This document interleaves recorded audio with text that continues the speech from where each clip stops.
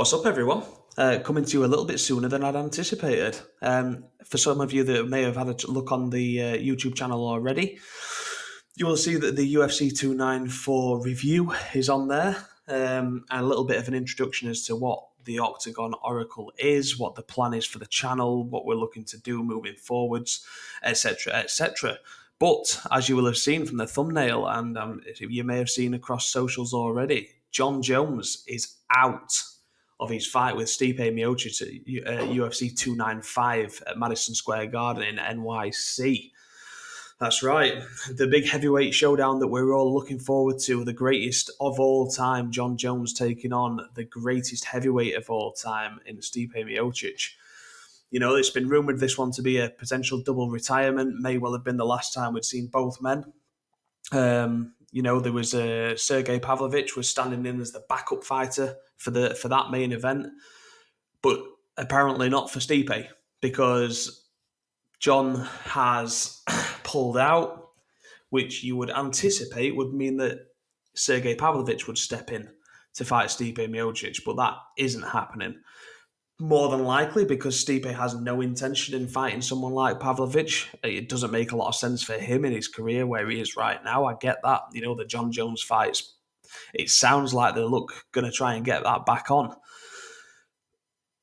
But the huge announcement that has been made is that we have a new heavyweight showdown on that card. So the new main event will be Yuri Prochazka trying to claim back the light heavyweight throne against Alex Pereira. Obviously, the title is currently vacant after being vacated by Jamal Hill. And this was something that we were extremely excited about. That was the co-main, but it has now been pushed to the main event. The new co-main for UFC 295 is Britain's very own Tom Aspinall. Aspinall will be fighting Sergey Pavlovich for the interim heavyweight title. Now, Dana White released basically saying that Jones was going to be expected to be out for around 8 months, which is obviously why they fetched this interim title back in.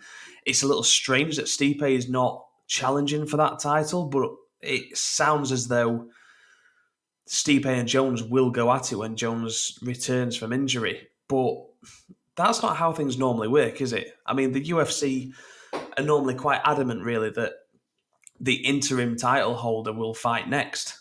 So why are we introducing an interim title? Don't get me wrong, for Sergey Pavlovich and Tom Aspinall, it's a huge opportunity to stake a claim as the next number one contender. But does that leave Stipe out in the cold? You know, if it does Stipe walk away now, what happens? I mean, it's a real interesting topic because you've got John Jones there at the top of the hill. You know, he's not going to relinquish that title. I think we all know John better than that. You know, he's gonna hold off as the best he can and come back whenever he's fit and healthy. But if that's going to be 8 months' time or so, we're not going to see him till summer next year. So I understand having a title in play, but if it's not going to be Stipe and it's going to be Aspinall or Pavlovich, if you're fighting for the interim title, you would want to face the champion on his return.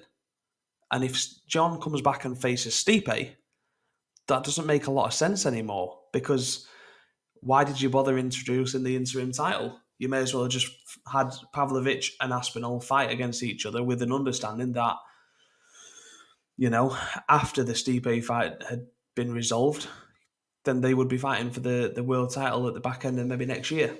Now, I understand from their side that maybe doesn't make a lot of sense. It's a big risk for both Aspinall and Pavlovich to face one another without kind of a carrot at the end of the tunnel for them.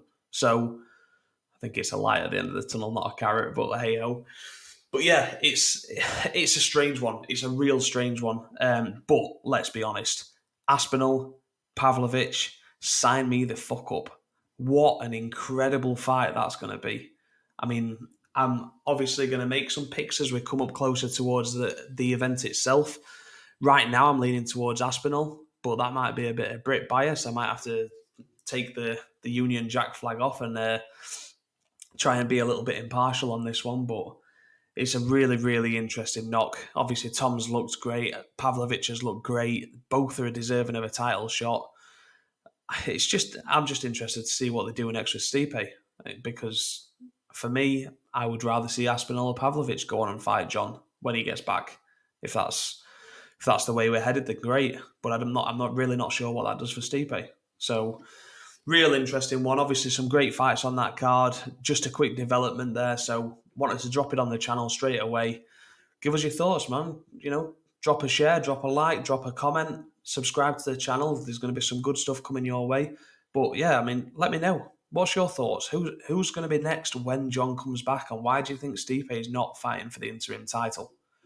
So as you can see, we've got everything down here saying, which socials you can follow me on. So head on to the YouTube, Instagram, Twitter, Facebook, TikTok. I'm going to be dropping stuff across there, and little, big announcements like this will be getting dropped onto there first, and then I'll pop a YouTube video up afterwards, purely because it's quicker.